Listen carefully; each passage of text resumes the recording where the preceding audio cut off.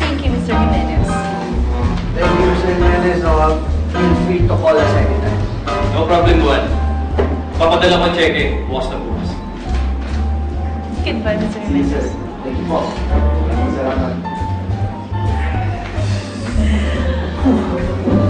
This calls for a celebration. Sobrang sakot ang nandito natin today. Ano, meron na tayo? Sure, let's go. Ano, saan tayo? One. Ano, tara na tayo. Diba? Oh, sorry bro, kayo na lang. Gusto ko nung buwan, kailangan ko makabawi kay Katkat. Nakaka-strike po na ako sa kanya. Alam mo, Juan, I'm sure wala pa sila sa bahay. At saka kung pupunta ka rin naman ng zoo, wala ka na rin aabutan. Sobrang terrifying. Kaya nga natawagan ko sana si Happy. Kaso, hindi ako sinasagot.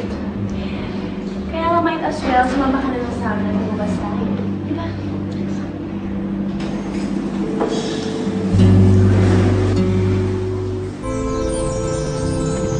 Oh, ano bro? Bro, wala talaga eh. Ano ba naman nangyari kina Happy? Hindi mo lang ako tinatawagan o wala man lang text. Hindi ko tuloy alam kung ano nangyayari sa kanila eh.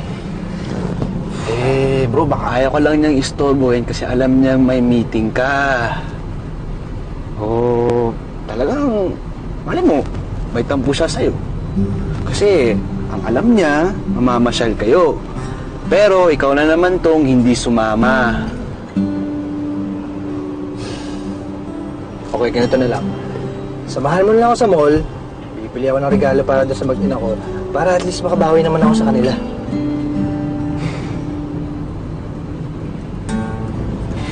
Oh, bakit? Bro, huwag kang masanay palit yung mga atraso mo sa material na bagay. Ang kailangan nila, isang attention mo. Kasi, baka sa bandang huli, magsawa na sila kakahintay din sa attention mo.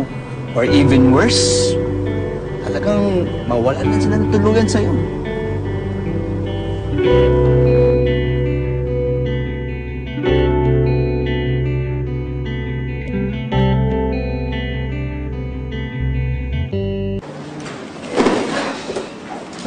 Oh, Juan, sabay na tayo pa uwi. Wow, chocolates. Para sa akin ba yan? Ito, it's for Katkat.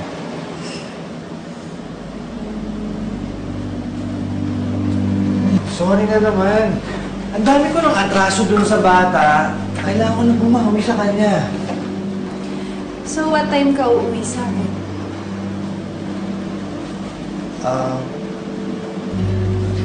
Huwag mo na lang ako hintayin mamaya. Doon na lang muna ako sa kabilang bahay matutulog para kasamahan ko man lang yung bata kahit sa dali. Okay.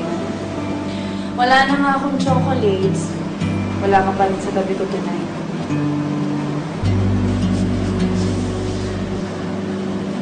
Man, bumabawi lang naman ako dun sa bata. Ayoko lang tuluyang lumayo yung loob niya sa akin. Si Katkat ba talaga ang dahilan?